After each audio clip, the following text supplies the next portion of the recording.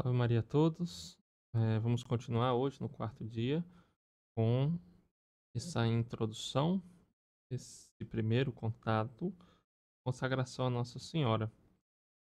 Ontem nós víamos sobre como todo homem é escravo de Deus, seja por ser criatura de Deus, seja os anjos e os condenados, que são, escravos de Deus, porque Deus é Senhor. E o terceiro e modo mais perfeito de ser escravo de Deus é aqueles que são escravos livremente, ou seja, uma escravidão livre de amor para com seu Deus e Senhor.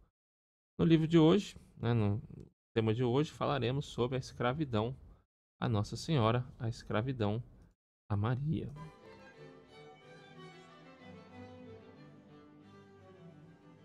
Então temos aqui nessa parte do livro que fala os escravos de Maria. Para ser devoto escravo do filho, aspiro tornar-me fiel escravo da mãe, Santo Ildefonso. Depois de termos estudado as diversas relações que podem existir entre Maria Santíssima e as almas desejosas de amor, devemos concentrar-nos na relação que é o fundamental das outras. A escravidão de Jesus em Maria, ou como explicaremos brevemente, a escravidão de Maria.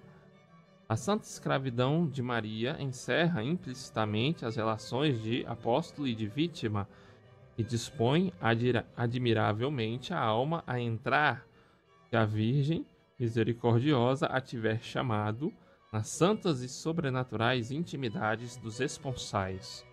Escravo do amor de Maria, ponho-me a seu serviço, faço-me seu apóstolo, imolo-me por ela, humilhando-me, atraio os olhares e as predileções da Mãe de Jesus, que estará toda disposta a elevar-me, a unir-me com ela mais intimamente. A santa escravidão, de modo geral. Prostro-me aos pés da Santíssima Virgem, feliz de poder beijá-los, ponho tudo o que sou e tudo o que possuo a seu serviço, serei seu escravo. E ela, tão bondosa, não ficará comovida com esta homenagem? Quanto mais me mostrar seu escravo, quanto mais eu colocar a seu serviço meus talentos e minha vida, quanto mais me abaixar, tanto mais alto ela me elevará. É, portanto, humilhando-me que posso aspirar a reclinar-me um dia sobre seu peito, a sentir seu coração perto do meu, a viver com ela essa doce e inefável vida de intimidade que admiramos na vida dos santos. A santa escravidão deve produzir este efeito, pois, segundo Montfort, de todas as devoções, é ela que exige de uma alma mais sacrifícios por Deus, que a despoja mais de si e de seu amor próprio, que a conserva mais fiel à graça, e nela melhor conserva a graça, que a une mais perfeita e facilmente a Jesus Cristo. Então, essa devoção à Nossa Senhora é uma devoção que está, de certo modo, acima das outras, porque é uma consagração total de si mesmo como escravo e servo de Deus e Maria, uma renúncia de si, assim como as religiosas, as irmãs, os frades, fazem uma consagração total de obediência a seus superiores, nós faremos uma consagração de total obediência a Deus e a Santíssima Virgem. É algo total, radical. Isto significa que é a devoção mais generosa para com Deus, mais santificante para a alma, mais útil ao próximo. Como eu falei, o escravo não tem vontade, a vontade dele é apenas fazer aquilo que quer o seu Senhor. E a vontade de Deus é a nossa santificação. Chega numa vida de mediocridade ou no pecado. Houve nestes últimos séculos uma espécie de confraria chamada a Santa Escravidão da Mãe de Deus, que atribuía à Santíssima Virgem uma autoridade imediata de soberania sobre as criaturas. Entre outras insígnias, os confrades traziam no braço pequenas algemas simbólicas para mostrar que eram escravos de Nossa Senhora. Compreende-se que esta associação apoiada sobre um erro dogmático, tenha sido repelida e proibida pelos romanos pontífices. Contentemo-nos em assinalar essa associação que já não existe, a fim de impedir os detratores da santa escravidão de Jesus e Maria servirem disso para afastar dessa doutrina as almas simples e pouco versadas nas questões teológicas.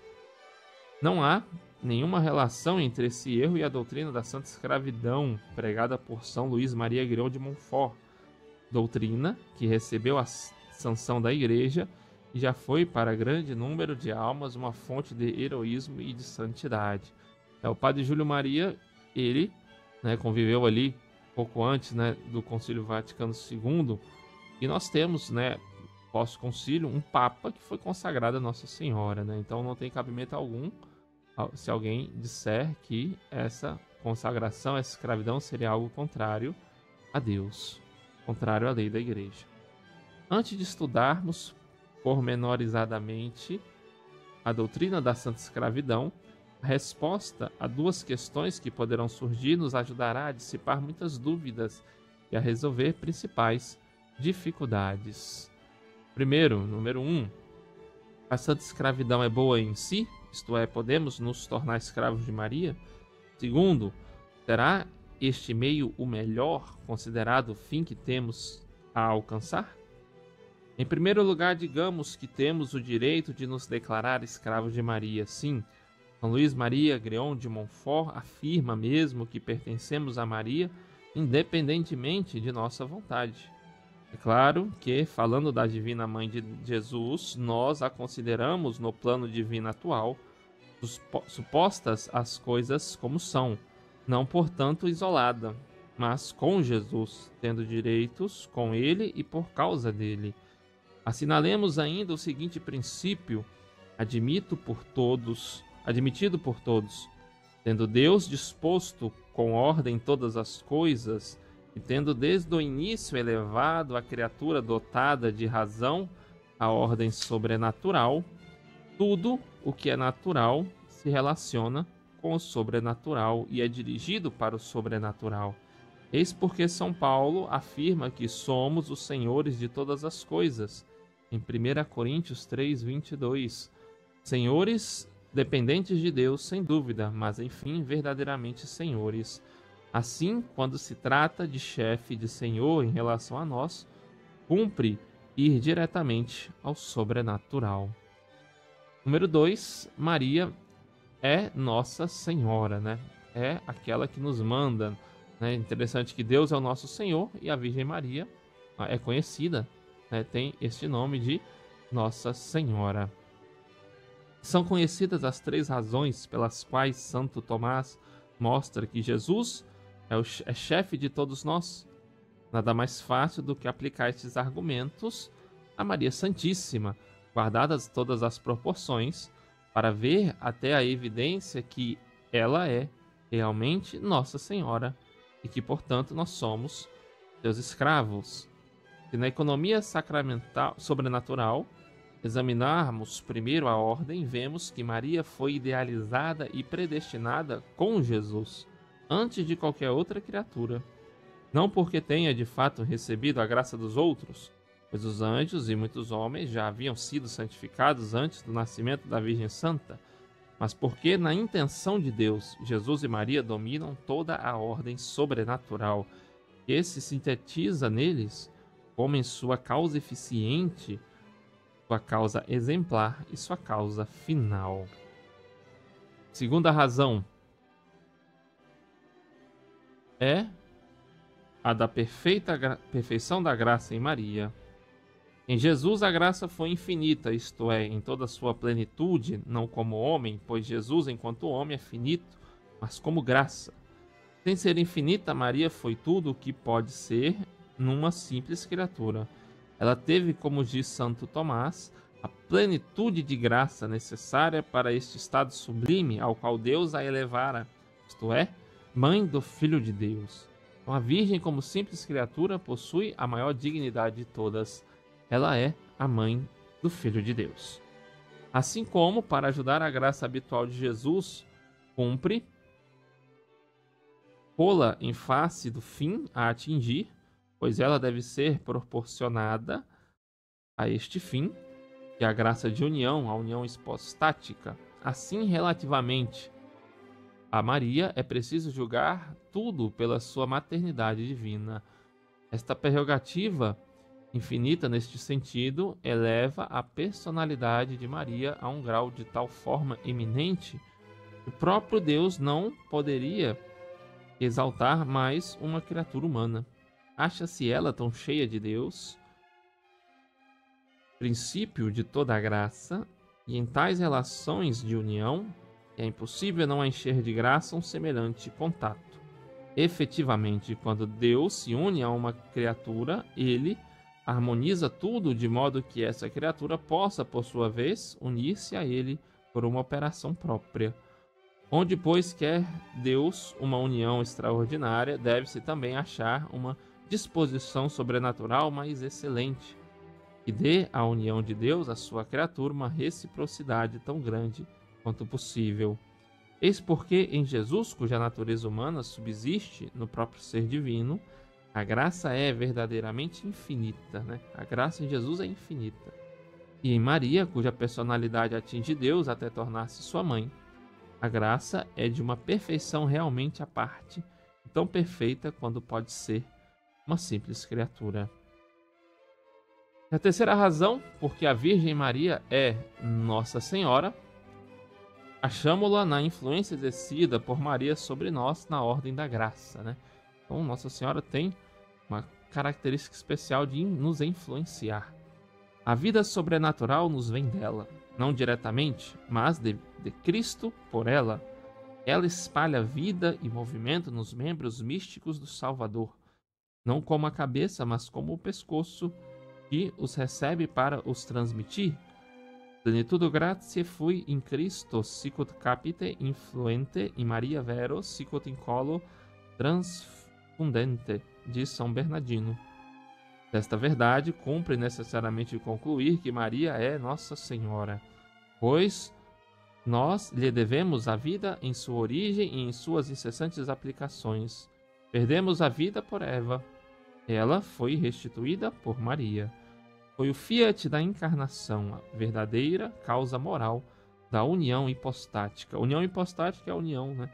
Nós temos em Cristo sua humanidade e a sua divindade. Então essa união da hipostática, Cristo, uma só pessoa sendo Deus e homem, a união de Deus com a humanidade, que salvou o gênero humano. Terceiro ponto, Maria, auxiliar de Jesus. Demais, provamos em outrora, no livro, né, Porque Amo Maria, Maria é medianeira e distribuidora de todas as graças. É nela e por ela que o Espírito Santo forma os eleitos. Ou, como diz São Bernardino, na encarnação ela adquiriu uma espécie de jurisdição sobre as missões temporais do Espírito Santo. Maria está, portanto, unida a Jesus como a sua auxiliar incomparável, dominando e vivificando com ele todos os que participam da vida sobrenatural. Ela é rainha com Jesus, e nós lhe pertencemos, mesmo independentemente de nossa escolha, pois tudo quanto temos na ordem espiritual é dela que recebemos. E como Maria é inseparável de Jesus, como ambos têm as mesmas condições de existência e vivem a mesma vida, que operam conjuntamente em todas as coisas, podemos traduzir o texto de São Paulo, Omnia in vestra sunt vos alta in Christi, dizendo: tudo é vosso, mas vós sois de Cristo e de Maria. Então tudo é nosso, nós porém somos de Cristo. São Bernardo parece não hesitar em fazê-lo quando escreve: para ela, depois de Cristo, tudo foi feito e tudo existe. Limitemos aqui nossas reflexões. O que vimos é o bastante para concluirmos que, em razão da ordem, da perfeição da graça e da influência exercida, Maria Santíssima é Nossa Senhora.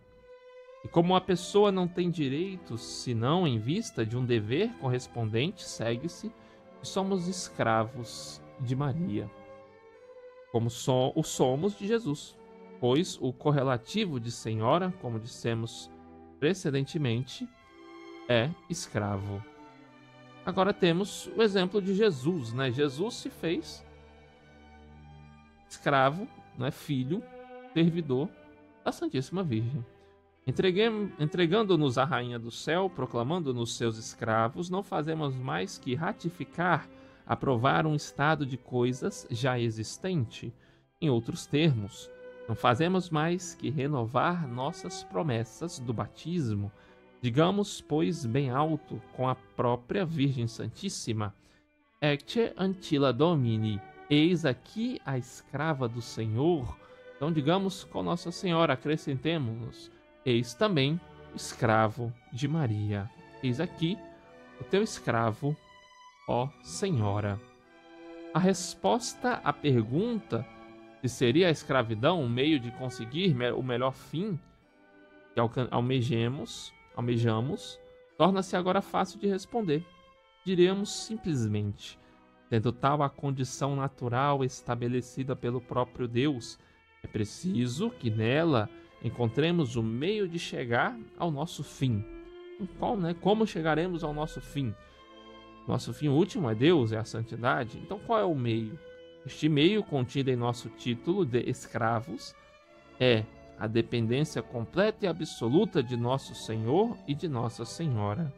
Mas nós possuímos mais do que uma simples regra, mais que uma devoção, temos o exemplo do próprio Filho de Deus.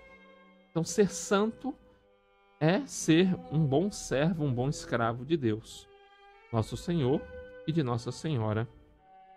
Jesus, o grande modelo em tudo, quis depender de Maria. Quiséramos, pois, cantar como um for, não podemos fazer melhor que a ela nos assemelhar, pois é ela o grande modelo que nós devemos imitar. Mas examinemo-nos mais de perto essa consoladora verdade. Jesus, como homem, era servo e escravo de seu Pai, servo de Deus. Para sermos servos de Deus, queremos unir-nos a Jesus servo. E para viver mais unidos a Jesus, vamos a Maria. Colocamo-nos sob sua dependência. Não é isso praticar a união com Jesus em toda a sua perfeição? Pois que nos unimos a Ele até no próprio meio, por Ele escolhido para melhor depender de Deus. Ele não soube achar melhor meio do que encerrar-se no seio de Maria, ter seu filho verdadeiro entregue a ela, obedecendo-lhe durante 30 dos 33 anos que viveu. E esta é a melhor garantia da santa escravidão. Este é o meio mais seguro, visto ser o escolhido por Jesus. O que Jesus fez durante 30 anos da sua vida? Serviu a sua mãe, serviu a Maria. Teve Maria, a Virgem Maria, como sua Senhora. Digamos, portanto, corajosamente: o melhor meio de pertencermos a Jesus Cristo, nosso fim, é pertencermos sem reserva a Maria, sua mãe, que é o meio estabelecido por Ele.